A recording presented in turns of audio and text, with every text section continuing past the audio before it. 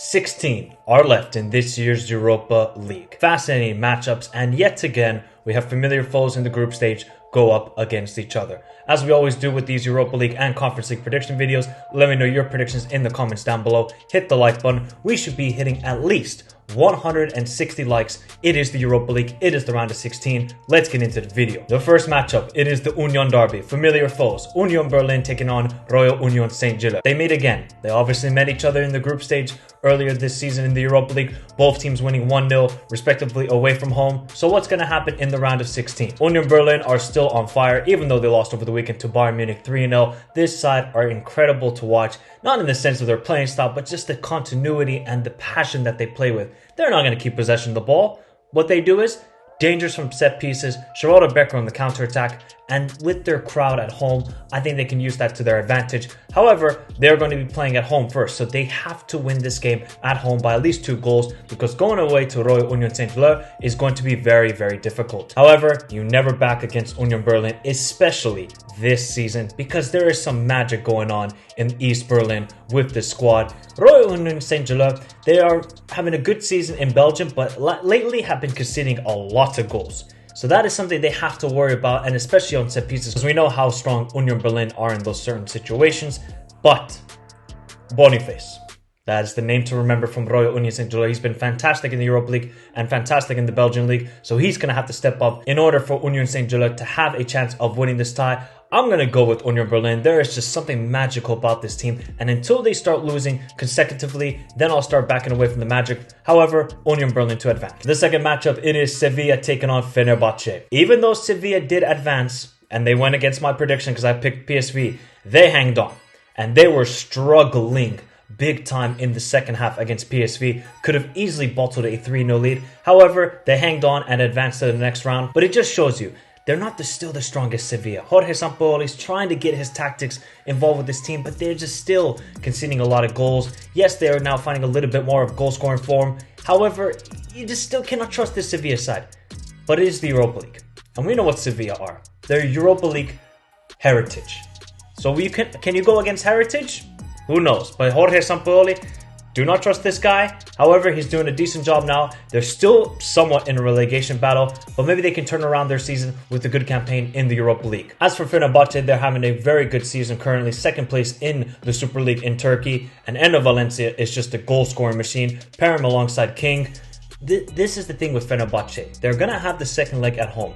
We know the crowd in Fenerbahçe is ridiculous. They have to use that to their advantage. They have 2 clinical strikers. If they can lose 1-0 in Sevilla, that would be good, because that was the thing that was a detriment to PSV. They lost too heavily away in Sevilla, and that was ultimately the tie done. So Fenerbahçe can definitely win this game. They got confidence. They topped the group in the Europa League in a tough group. I actually fancy Fenerbahçe. Sevilla, you just cannot predict this team at the moment. They're just so hot and cold. They have good performance and they have a terrible performance. You don't know what to predict. For this one, I'm going to go slightly with Sevilla advancing. The third matchup, it is Juventus taking on Freiburg. Angel Di Maria. No other words needed to be said about Juventus. Angel Di Maria came up clutch, a hat-trick in Nantes away from home, scored a ridiculous goal. The first goal, curve that he got onto it first time was simply sublime. And when you have a guy like Di Maria, like Vlahovic, like Chiesa, possibly Pogba coming back, Juventus are playing with a lot more confidence. They're even creeping up the Serie A table. If Juventus make a top 4, Allegri has done a very good job, and we know Allegri is not fancied by a lot of people, but this is going to be the same case for Juventus. They got the first leg at home, they gotta win it. Even though they showed some brilliance in the second leg against Nantes, they got the early red card Nantes, and that was ultimately the tie. So Juventus have to be careful with Freiburg, because we know Christian Streich, he is going to have his team tactically set up against Juventus. As for Freiburg, they're also having a very good season in the Bundesliga, like they did last season, and they're definitely going to be playing with confidence, because they've had a little bit of an up and down period since the World Cup. However, when you have guys like Ritsu Dojan, Grifo, you got quality on this team, and Christian Streich is an absolutely marvelous manager. He just tactically sets up his team well, knows when to press, knows when to have a low block. I love this manager. Freiburg are going to make it very, very close, but I think Juventus just have that individual quality that will make the difference in this tie, and I have Juventus advancing to the quarterfinals. The fourth matchup, it is Bayer Leverkusen taking on Ferencváros. Bayer Leverkusen. They never have a dull moment. It's always just goals, goals, goals, goals, goals, goals, goals, goals, goals. This is Bayer Leverkusen in a nutshell. They can score for fun against any team, and they'll concede for fun against any team.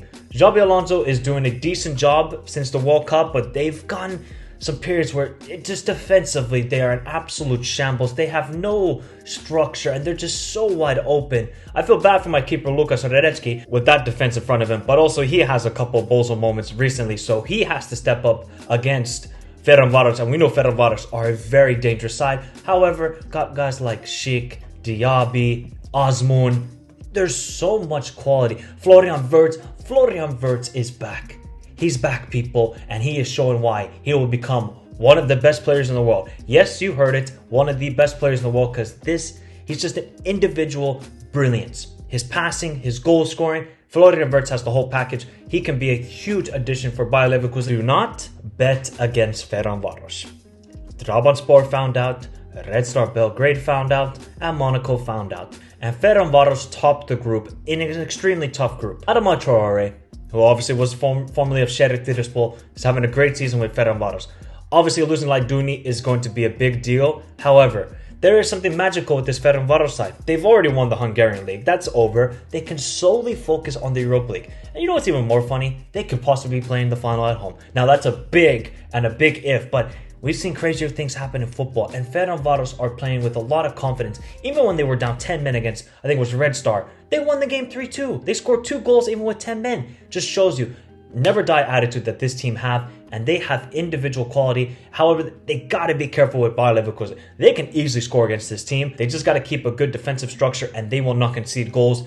This is actually a very tough one to call. I'm actually saying this is 50-50 because can't trust Bayer Leverkusen, and Fenerbahçe are actually a very good team. I'm going to go slightly, and this is very, very slightly, with Bayer Leverkusen, but I would not be surprised if Fenerbahçe advance. However, Bayer Leverkusen to the quarterfinal. The 5th matchup, it is Sporting Clube de Portugal taking on Arsenal. Although it was tough for Ruben Amorim's side, they eventually got the job done in Denmark against Midtjylland after a tough first leg in Lisbon. So this is going to be the key for Ruben Amorim. How will he tactically set up against Arsenal? We saw how he did against Tottenham, obviously North London rivals to Arsenal.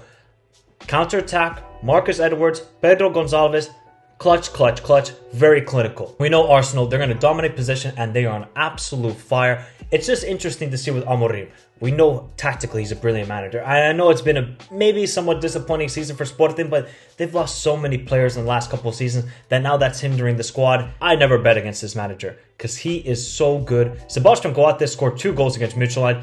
They're going to have to be good on set pieces in order for them to have really any chance of advancing, in my opinion. And Arsenal, so what is Arteta going to do? Because he can play his strongest side in Europe, and then they're going to have to play on Sunday again in the Premier League. What is Arteta going to do? Or is he going to bring on the likes of Tomiyasu, Fabio Vieira, and Nketiah can start now this game? This is going to be a key thing to watch with Arteta. How serious will he take the Europa League? And Sporting are no joke. However, Arsenal should be winning this tie just based on how well they're playing, the confidence they got all the momentum in the Premier League. But are they going to be too focused on the Premier League and getting their first title in 19 years? Or can they do the double and get the Europa League added with it? Let's see how Arsenal are going to approach this Europa League tie. I still think even if they play their second guys like Tomiyasu and the likes I talked about, I still think they have enough to beat Sporting, so Arsenal to the quarterfinals. The 6th matchup, it is Manchester United taking on Real Betis. Glory. Are United back? Not quite. No. They're not quite back. When United are back when they're winning Premier Leagues and Champions Leagues. Ten Hag is doing, even as a Liverpool fan, Ten Hag is doing a brilliant job. There's no way about it. He has taken every competition serious. And if you're a Manchester United fan, you can only say, bravo. You're bringing the winning mentality. Because you can't just be like, oh, you know what, we're going to play the second guys in the Europa League. I don't really care about you players. Just try and do a job for us. No, he's saying, Casemiro, you're playing in Europa League. Marcus Rashford, you're playing in the Europa League. I like how Ten Hag is approaching every cup competition because he wants to win. And that's what you need as an elite manager and an elite club. United are just going to have to basically eliminate all La Liga teams because they played Real Sociedad in the group stage, obviously finished second in the group. They beat Barcelona, which was a fantastic game, especially in the second half and the second leg. United turned it around with their counter press and just suffocated Barcelona at times in the second half. Now they got to beat Real Betis. Not going to be easy. Real Betis and Pellegrini, hot and cold. Borja Iglesias started off brilliant in the first half of the season, started to fade away. We know the individual brilliance of Fekir. I'm just interested with Real Betis because they're in a similar situation to last year. They played in the round of 16, they played against Frankfurt, they lost, and they didn't secure top 4 in La Liga. They're in a similar situation. What are they going to do? Are they going to focus on Europa League and try and win the competition? Or are they going to focus on the league and getting top 4? Because the Real Betis have objectives of making it to the Champions League next season.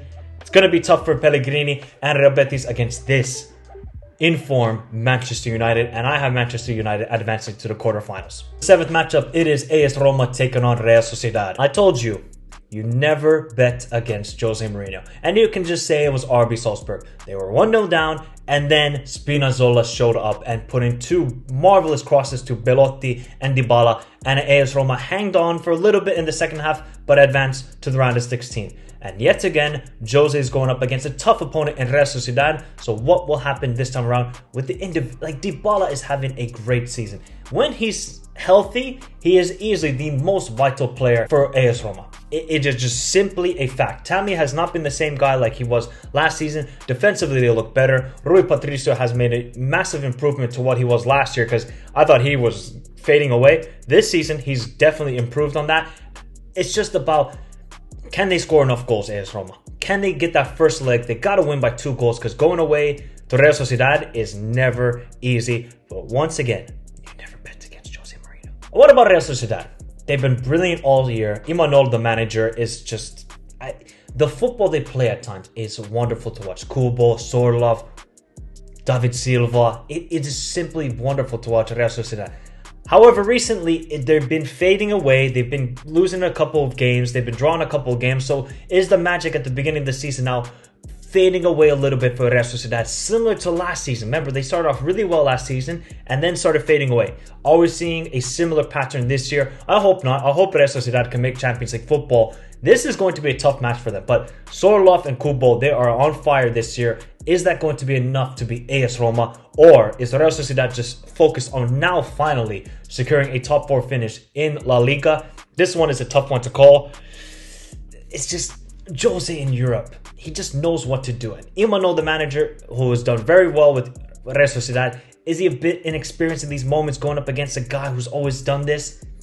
For that reason, once again, I'm going with AS Roma to advance to the quarterfinals. And the final matchup, it is Shakhtar Donetsk taking on Feyenoord. Somehow, some way, Shakhtar won away in Stad. It was a little bit of luck that they needed, but they got the job done. Obviously, Stad scored a crazy own goal in extra time. They went to penalties, and then Shakhtar eventually won. However, they're going up against Feyenoord, and we've seen with Feyenoord, they are on hot form. They're unstoppable in the Eredivisie. But there's once again something magical with this Shakhtar team. They did so brilliant in the Champions League, even though they lost so many players last summer. This year, they're doing the same thing again. Can they do it one more time and get it to the quarterfinals? You look at the likes of Stepanenko, Khrushchev. These guys have to step up. Lassina Traore has been a bit of a disappointment, but maybe he can rectify his Shakhtar career with these 2 performances against Feyenoord. But once again, you don't bet against Shakhtar Donetsk this season in Europe. Feyenoord are having a great season. Maybe not many picked them to win the Eredivisie, but Arne Slot, we talked about him a lot last year in the Conference League, is a brilliant manager. And when you have Santiago Jimenez, who has been a great addition from Mexico, Santiago Jimenez has been a good addition, adding to the likes of Jahanbash, Kochku, Igor. There is a lot of talent on this Feyenoord team. They can even bring off Danilo off the bench. We know how Feyenoord like to play with Arne Slot. High pressing games at times, maybe sometimes sit back in the second half, but we know they're going to bring the intensity to this game against Shakhtar Donetsk. They're playing with a lot of confidence, but are they going to be focusing a lot on the Eredivisie and winning that title? This is going to be something that Arne Slot has to balance. Eredivisie, Europa League, Thursday to Sunday. It's tough, but I still believe that Feyenoord can do it and they can get past Shakhtar Donetsk and advance to the quarterfinals. There we have it, people. The Europa League round of 16 predictions. I mean, should be fascinating because I'm really intrigued by Shakhtar and Feyenoord, and then the Union Derby, because the Union Derby, wouldn't be surprised if it went to penalties. Would not be surprised. But as always, let me know your predictions in the comments down below. Hit the like button. Like I said already, 160 likes minimum. minimum, and subscribe to the channel if you're new around here. And as we always do on the Thursday nights, we have a recap of the Europa League and Conference League. And don't worry, Conference League fans, the predictions will soon be coming out. Stay safe, everyone. Have a beautiful day in this crazy world. And until next time, adios.